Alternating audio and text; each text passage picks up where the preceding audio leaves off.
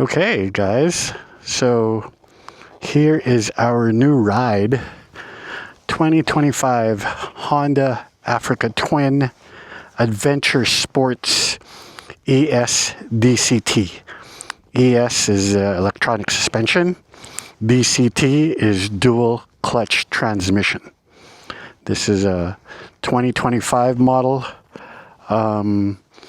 They changed it up on 2024, where they changed the front wheel from 21-inch to 19-inch, hence a lower seat height, which in turn I'm able to ride now.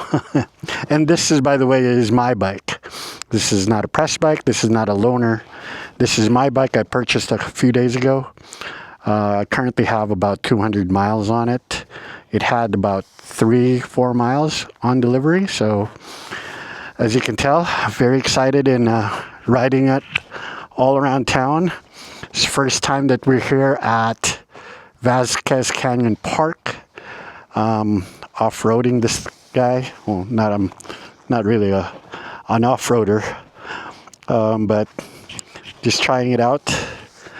And so far, I'm loving it. There's quite a few adjustments, which we'll talk about when we're riding.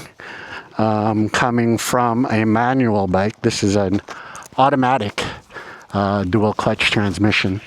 So as you can see, there is no shifter, there is no clutch. This particular lever is actually a parking brake that you need to engage, because when you turn off the engine, it automatically puts it in neutral.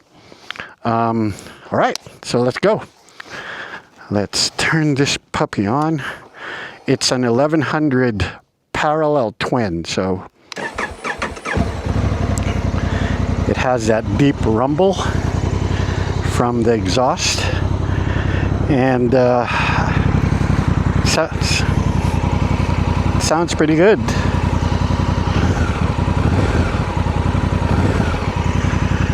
And like I said, I'm still breaking it in. Took it up the mountains earlier, so that was pretty good. Some twisty mountain roads. Okay, I'm just waiting for CarPlay to turn on, which, believe it or not, this has CarPlay.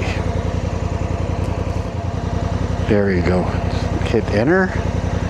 And then CarPlay. There you go. All right. But let's get out of CarPlay. As you can see, I'm into off-road mode since we're off-roading this baby right now. And let's go see. It's a little tall because the parking brake is engaged. So in order for you to disengage a parking brake, all you have to do is pull on it. And just, people would think that, hey, isn't that dangerous? Because you think that there's a clutch. It's way up there. I mean, even if you had massive hands, I would doubt that if you reach for a clutch that you'd engage the parking brake. All right, a couple of things here. So we start off at neutral, and then you select drive. And normally I go to S1, which is Sport 1 mode, because in drive it automatically tries to get to the highest gear as soon as possible. So putting it in Sport kind of makes it a little bit more responsive. It doesn't shift as quickly. Let's go. And just like a scooter,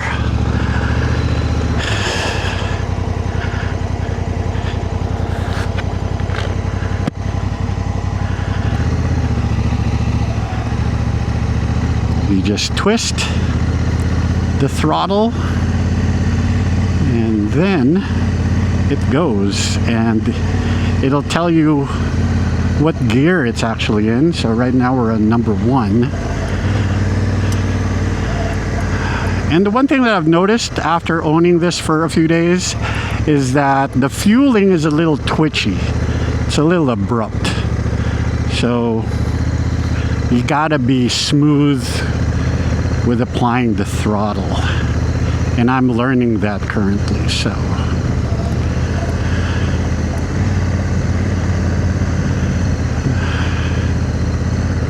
but since you're in off-road mode, you can do this.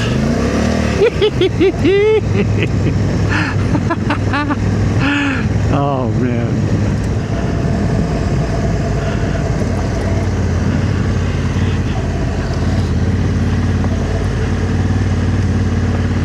It's very supple, the suspension, when it's in off-road mode, so.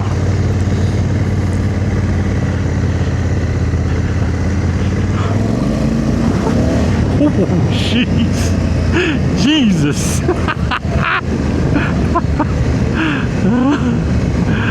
Gotta be careful.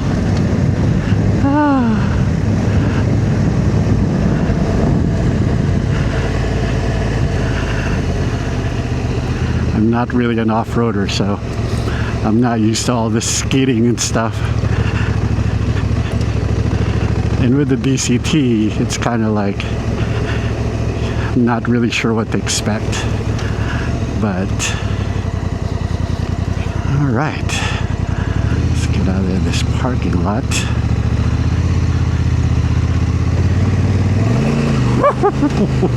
Jesus. Oh my goodness.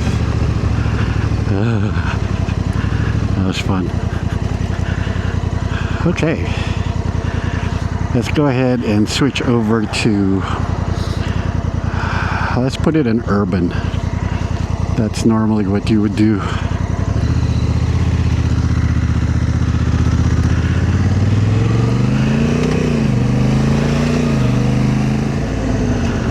One of the key points of this bike is it's automatic, like I said, so don't have to worry about stalling the bike. That's not going to be an issue at all, being that you don't have to be feathering a clutch. Another thing is, since it's DCT, there's dual clutches in the transmission. It's always in gear. I mean, it's always in the next gear that it needs. So like currently we're on gear 3. It already has 4th gear. See, it already switched. So shifts are almost instantaneous, which is great. And again, I'm just getting used to not having to worry about a clutch and shifting gears with my left foot. Although the first couple of blocks I was riding this thing, I was ghost shifting it with my left foot, thinking that there's a shifter there. There isn't. There isn't a shift lever at all.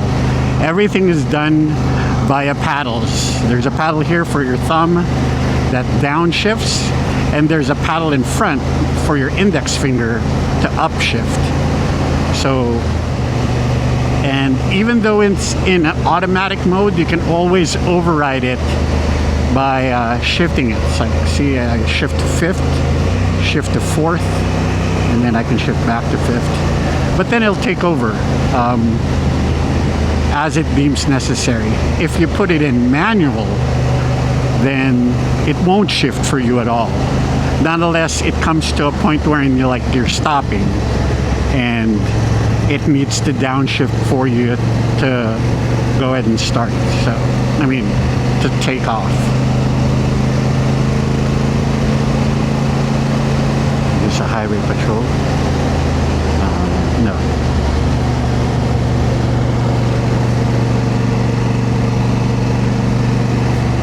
And I've tried the drive mode, like I said, and drive is just like drive for a car, where it tries to get the most mileage and it tries to get to the top gear as soon as it can.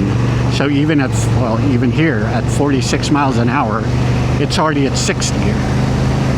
But when you're, say, tackling some curves and you're coming up on corner entry, you can downshift it by yourself by Using the thumb. Ooh, gravel. I didn't expect that, so sorry about that.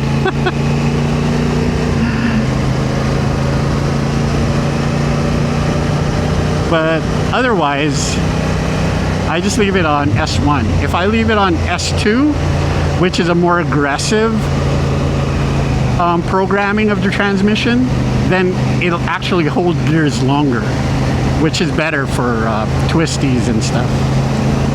Or if you're riding the bike hard. So like for example here, I would hit the downshift arrow and I'm in fourth, but then it'll automatically shift back up to fifth and then sixth, as it did right there. So there's that learning curve that you have to kind of tackle in order for you to figure out what the transmission or the bike wants to do on certain situations.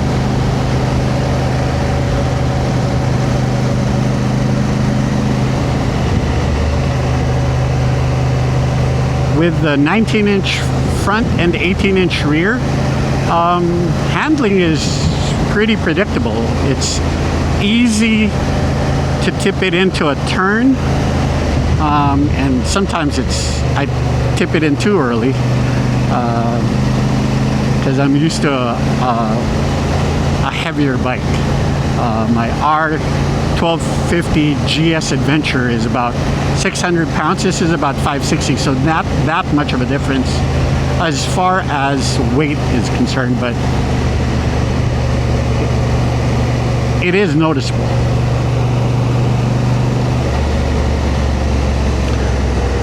What else is there to talk about? Oh, this is a chain-driven bike. And for a top-of-the-line adventure bike, say like a BMW GS or a Triumph Tiger 1200, you would think that it would be shaft drive. But no, it is chain-driven. Although, which I don't mind. There's just that chain maintenance that you have to kind of think about. And that's, I would assume, less weight when it's chain drive as opposed to shaft drive. It's pretty torquey, as you can tell. Even on 6, it'll pull right up there.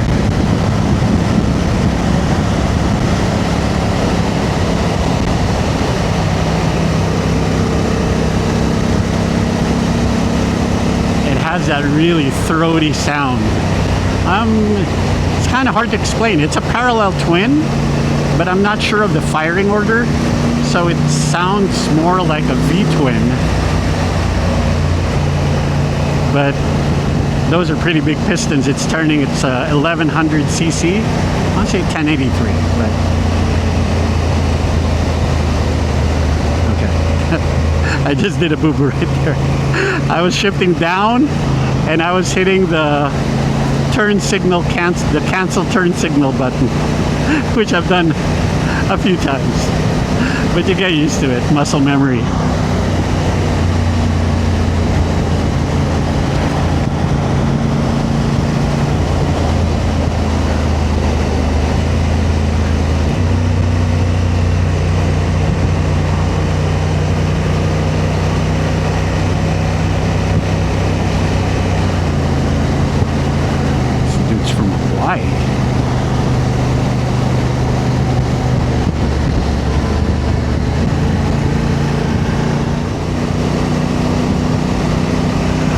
Like I said earlier, I just got this on Tuesday. It's currently Thursday, so I've had it for a few days, a couple of days.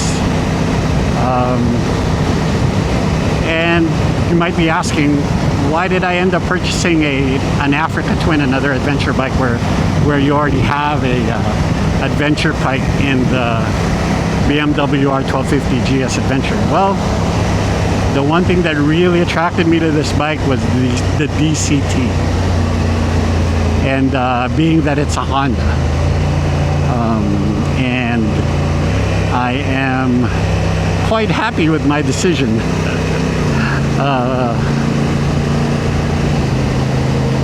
let's start off with the likes. I like the look of this bike. The graphics, the Africa Twin graphics, which only comes in the Adventure Sport, by the way, this particular graphic package. The gold wheels, the gold forks, the all-white frame. Not sure if the base Africa Twin has a white frame as well. I know they have a red and a black color option, but for the Adventure Sport, at least here in the US, it only comes in this particular color, the red, white, and blue. It's a little taller than my GS Adventure, although it's a lot narrower, so it's easy for me to get a foot down. And like I said, no worries about stalling because you don't have to worry about feathering a clutch. It's a little bit lighter than my GS Adventure. This tips the scale around 560 with a DCT. I think the manual is about 10 pounds lighter. The GS Adventure is about 600 wet. And mine is probably a little bit more due to the fact that I have a top box and several other accessories already fitted to the bike. Oh, one gripe that I have is the fork dive. So unlike the GS, if you really push on the brake here, there's quite a significant amount of fork dive. Well, that's GS's claim to fame because of the telelever suspension, and this one has traditional upside down forks. Although, like I said earlier, this is the electronic suspension option, which has quite a few settings, electronic preload, so I can easily program it for a single rider with cargo, rider and passenger, then rider passenger with cargo.